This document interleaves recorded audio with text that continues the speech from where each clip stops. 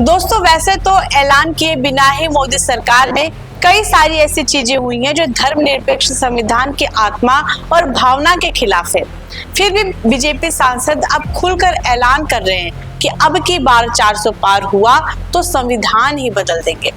और अनंत हेगड़े, जिस पर विपक्षी नेता बीजेपी से जवाब मांग रहे हैं और बीजेपी का रिएक्शन भी सामने आया है। अनंत हेगड़े एक जनसभा में क्या कहते हैं, जरा सुनिए। ಮೋದಿ ಅವರು ಒಂದು ಮಾತನ್ನ ಹೇಳಿದರು, अब की बार 400 पार, ಈ ಬಾರಿ 400ಕ್ಕೂ ಹೆಚ್ಚು ಸೀಟನ್ನು ಗೆಲ್ಲಬೇಕು ಅಂತ ಅವರು ಹೇಳಿದರು। ಯಾಕೆ 400 ಯಾಕೆ?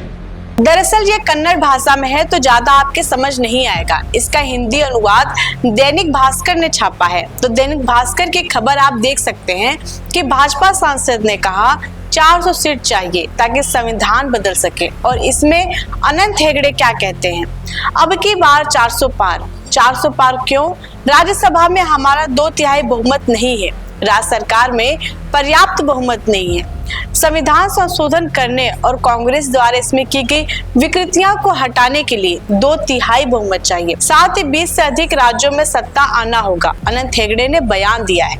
और इसमें आगे ये भी कहा है अनंत हेगड़े ने कि हिंदुओं के खिलाफ, हिंदुओं को दमन करने के लिए कांग्रेस ने जो कानून बनाए थे उनको बदलना है।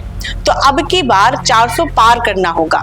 राज्यसभा और लोकसभा में 2/3 बहुमत बीजेपी को देना होगा, तब हम संविधान बदल लेंगे।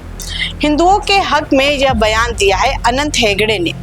इसे लेकर बीजेपी ने किनारा कर लिया है और बीजेपी का कहना है कि यह उनका व्यक्तिगत बयान है, हमारा इससे कोई लेना देना नहीं है।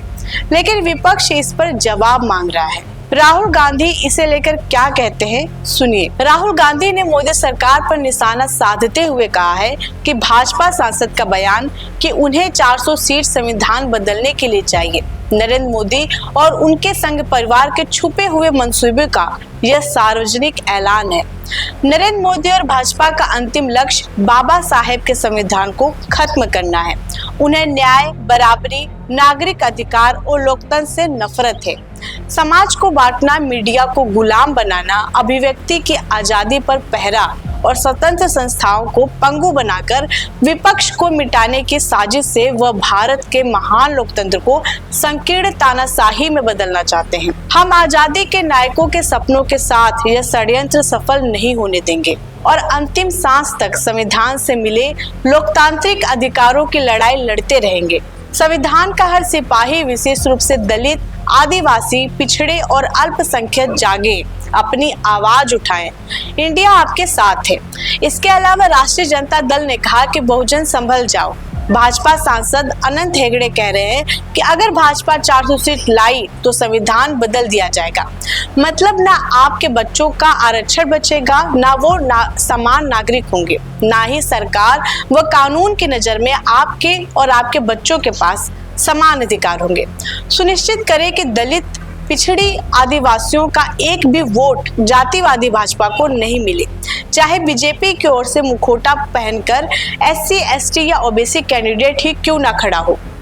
तो यह राष्ट्रीय जनता दल आरोप लगा रहे हैं कि अगर संविधान बदला गया तो पिछड़े वर्ग या का अधिकार चला जाएगा। नेताजी सुभाष चंद्र बोस के परपोते क्या कहते हैं, सुनिए। चंद्र कुमार बोस कहते हैं कि सभी प्रोग्रेसिव फोर्सेस को एक साथ आना होगा ताकि डिवाइड करने वाली और सांप्रदायिकता फैलाने वाली पार्टी को हराया जा सके। इंडिया को इस तरह बर्बाद करने के लिए नहीं छोड़ा जा सकता। तो दोस्तों, विपक्षी नेता आरोप लगा रहे हैं कि अनंत हेगड़े का यह बयान देश की धर्मनिरपेक्षता और पिछड़े वर्ग के खिलाफ है और बीजेपी हिंदू राष्ट्र बनाकर देश का संविधान खत्म करना चाहती है। ये विपक्षी नेता आरोप लगा रहे हैं, लेकिन बीजेपी ने इस बयान से किनारा किया है और अनंत हेगड़े से जवाब भी मांगा है। दोस्तों, कई बार हम इन बातों को मजाक में ले लेते हैं जो बीजेपी नेता मंच पर बोलते हैं या बीजेपी समर्थक कई बार पब्लिक ओपिनियन में बोलते हैं। कई बार हम ऐसे समर्थक टकराए हैं जो हिंदू राष्ट्र बनाने की बात करते हैं, दावा करते हैं कि मोदी जी हिंदू राष्ट्र बना देंगे।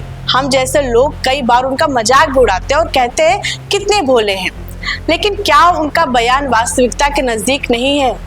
ऐसे समर्थक भोले नहीं हैं, क्योंकि बहुत सारी ऐसी चीजें हो रही हैं जिसमें ऐलान करने की कोई जरूरत नहीं है। जैसे बीजेपी सांसद खुलेआम संसद में धर्म के नारे लगाते हैं, हम सभी धर्म को मानने वाले लोग हैं, लेकिन क्या किसी एक धर्म के नारे देश के संसद में लगने चाहिए? आप सोच कर देखिए कि जैसे राम के नारे अगर संसद में लगते हैं तो उसके बदले अगर कोई अल्लाह अकबर का नारा लगाने लगे तो क्या यह मीडिया हजम कर पाएगा?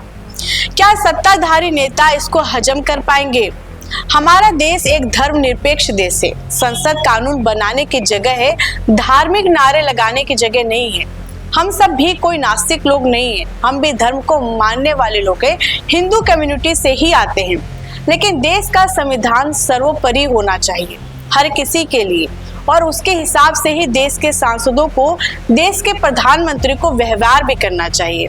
वैसे दोस्तों, आपका इस मुद्दे पर क्या राय है? कमेंट बॉक्स में जरूर बताएं। आप देख रहे हैं खबरीलाल टीवी, मैं हूं आकांक्षा। धन्यवाद।